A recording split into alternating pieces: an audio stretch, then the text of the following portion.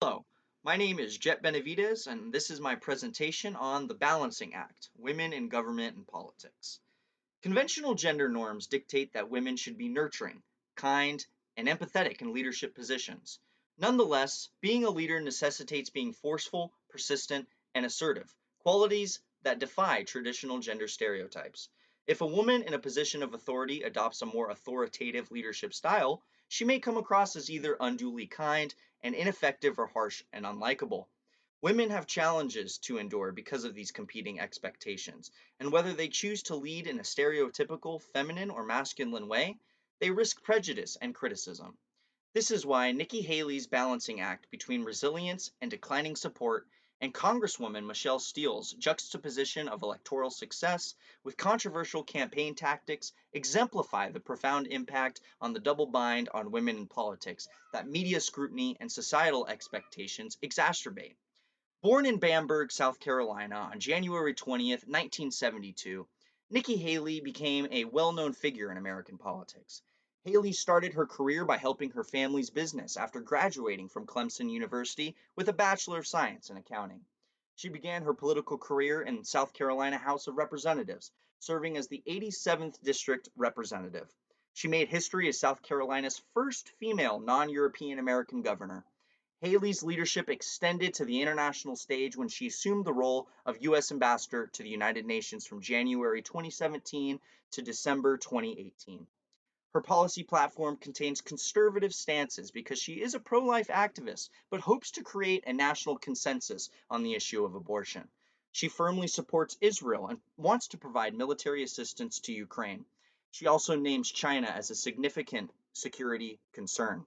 The media portrays a complex picture of Nikki Haley's presidential campaign because she opposes Donald Trump. Haley remains upbeat, though. Despite suffering a significant loss in her home state of South Carolina, she continues to point to her performance in the primaries as evidence of her tenacity, according to The Economist.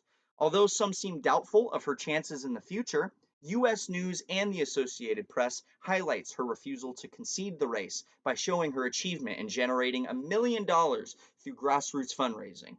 Though there are rumors that she may be gaining more support among Democrats who switched to support her during the primaries, there are worries about her campaign and its effect on her main support base.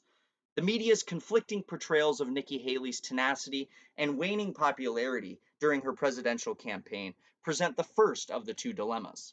According to Burns and Bowling, women in leadership positions in foreign policy encounter a double bind because they have to balance the expectations as leaders and as women in government. This explains Nikki Haley's position on Donald Trump and its effects on her connection with Republican supporters being the subject of her second dilemma. Bast et al. Suggests that participants' evaluations of female right wing populists on Instagram who prioritized competence and warmth did not differ significantly from those of their male counterparts.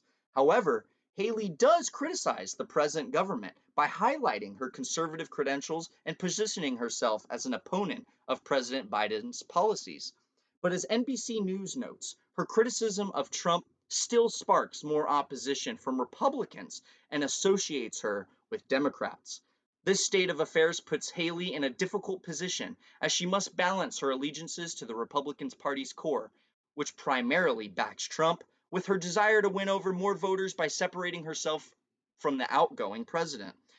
Michelle Steele, on the other hand, has made a name for herself as a committed public servant. Steele was born in Seoul, South Korea, on June 21st, 1955. As a young adult, she emigrated to the United States, setting off a career that would eventually propel her to the forefront of political leadership. She continued her education, graduating from Pepperdine University with a Bachelor of Science in Business and eventually an MBA from the University of Southern California. During her tenure on the California State Board of Equalization from 2007 to 2015, Steele's political career took off.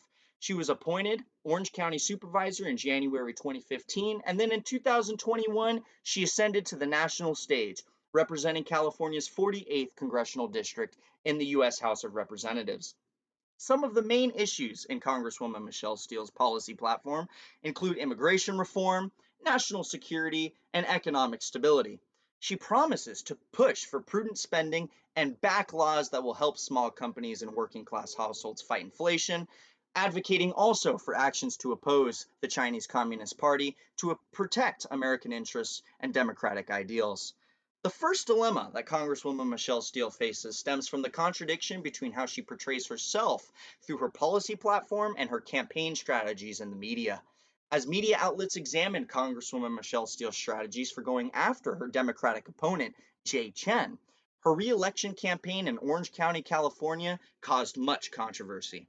Her advertisement highlight racial tensions and contentious strategies, but they face accusations of promoting damaging stereotypes. Steele appears to be at odds with the politically charged style of her campaign rhetoric, given her policy agenda, which is supposed to emphasize conservative values and economic concerns. The second dilemma facing Congresswoman Michelle Steele is the difference between how the media has actually covered her election win and how divisive her campaign has been.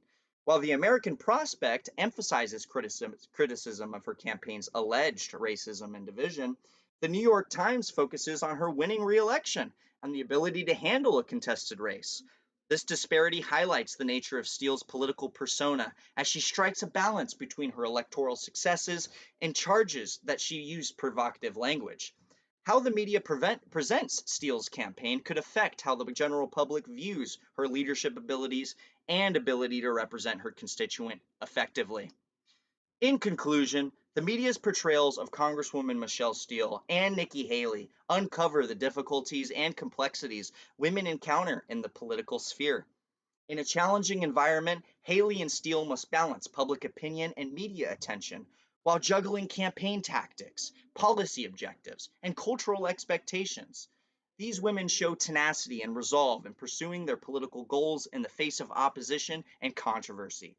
Their campaign's portrayal highlights the complexity of leadership and the importance of having a thorough understanding that considers both achievements and challenges. Thank you so much.